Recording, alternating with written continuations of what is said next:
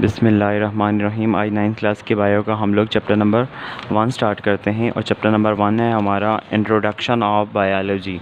Introduction of biology में सबसे पहले हमारे पास आता है साइंस। साइंस क्या है? Science is the study in which observation are made.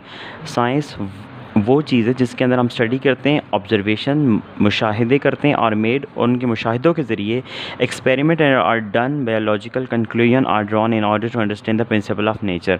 और हम लोग जो नेचर के कुदरत के प्रिंसिपल हैं उस सारी चीज़ों को अंडरस्टैंड करते हैं ऑब्जर्वेशन मुशाहिदे करके और एक्सपेरिमेंट तजुर्बे करके। तो in Asian time the scientific information was not classified into the different branches as it exist today. All the scientific information was included under one head science. यानी जितनी भी साइंटिफिक इंफॉर्मेशन थी, जितनी भी साइंटिफिक मालूमात थी, हम लोग स्टडी करते थे सिर्फ एक ही छत के नीचे, और जिसको हम लोग नाम दिया जाता था साइंस का।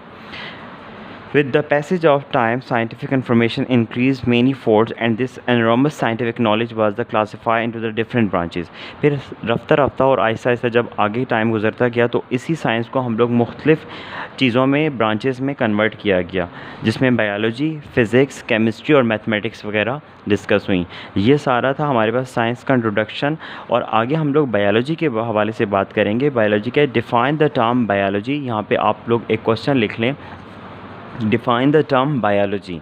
यहाँ पे ऊपर आपने एक क्वेश्चन लिखना है और इसका बायोलॉजी का मतलब क्या है, डिफ़ाइन कैसे करेंगे। Biology is the scientific study of life.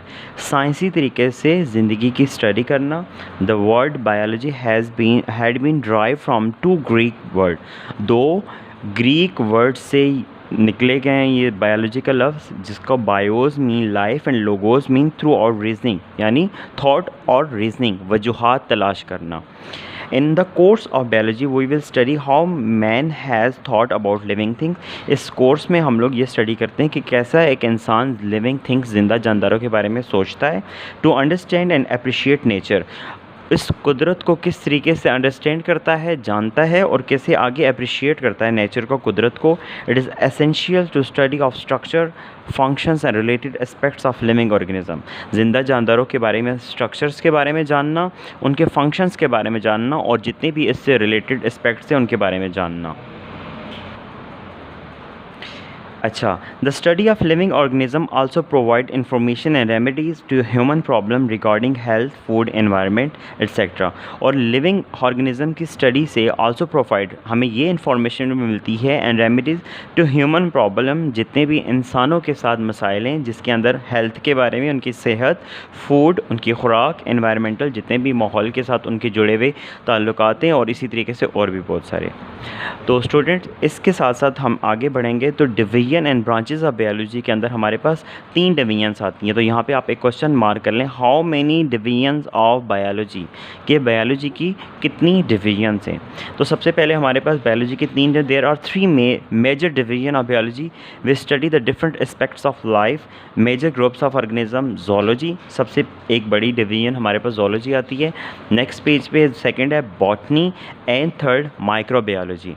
तो हम लोग जोलॉजी के जो हमारे पास जोलॉजी की जो ब्रांच है उसके अंदर हम स्टडी करते हैं this division of biology deal with the study of animals, जिसका टोटल ताल्लुक किस चीज़ से होता है, जानवरों की जो स्टडी की जाती है वो सारे हम लोग जोलॉजी के अंदर स्टडी करते हैं।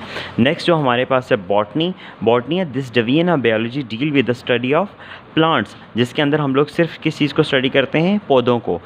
थर्ड है microbiology. This division of biology deal with the study of micro organism such as bacteria वगैरह, जितने भी हमारे पास माइक्रो ऑर्गेनिज्म, छोटे जानदार होते हैं, उनके बारे में स्टडी करते हैं, और उसको हम लोग किस ब्रांच में रखते हैं, किस डिवीजन में रखते हैं, माइक्रोबायोलॉजी। इसके साथ साथ ये तो तीन मेन डिवीजन, जिसके अंदर सबसे पहले बात की जोलॉजी के बारे में, सेकेंड हमने बात की बॉटनी के बारे में, और थर्ड हमने बात की माइक्रोबायोलॉजी। अच्छा, इसके बाद जितनी भी आगे हमारे पास आती हैं, in order to study all the aspects of life these divisions are further divide in different branches. इन्हीं डिवीजन्स को मज़ीद आगे डिवाइड किया गया है, और वो हमारे पास इस बायोलॉजी की और ब्रांचेस बनती हैं, जिसके अंदर morphology, anatomy, histology, cell biology, physiology, genetics, embryology, taxonomy, palaeontology, environmental biology, socio biology, parasitology, biotechnology, immunology, entomology और फार्माकोलॉजी। ये सारी ब्रांचेस हम लोग बारी बारी डिस्कस करेंगे। आज हम लोग सबसे पहले दो ब्रांचेस डिस्कस करते हैं, जिसके अंदर morphology, the branch deal with the study of form structure of living organism, जिंदा जानदारों की साख्त के बारे में स्टडी करना। क्या? जिंदा जानदारों की साख्त के बारे में, यानी उनके बारे में, स्ट्रक्चर के बारे में जानना। और जिस चीज़ जगह जिस ब्रांच में हम लोग इस चीज़ को स्टडी करते हैं उसको नाम दिया जाता है मॉर्फोलॉजी का। सेकेंड है anatomy, the study of internal structure in called anatomy, जो किसी भी जानदार के अंदरूनी साख्त के बारे में स्टडी की जाती है और उसको हम लोग किस ब्रांच में रखते हैं? एनाटॉमी में। तो यहाँ तक हमारा आज का लेसन था। इसको आप लोगों ने असाइनमेंट्स भी बनानी है और इसको प्रिपेयर भी करना है। स्टार्ट से लेके हमारे पास 3-4 क्वेश्चन बनते हैं, जिसके अंदर मैंने क्वेश्चन आपको लिख के दिए हैं। Define biology, how many divisions of biology and branches में 2 पढ़ी हैं, ये आप लोगों ने याद भी करनी है, इनकी असाइनमेंट भी बनानी है और फिर आपने अपने स्कूल में असाइनमेंट को जमा भी करवाना है। शुक्रिया, अल्लाह हाफ़िज़।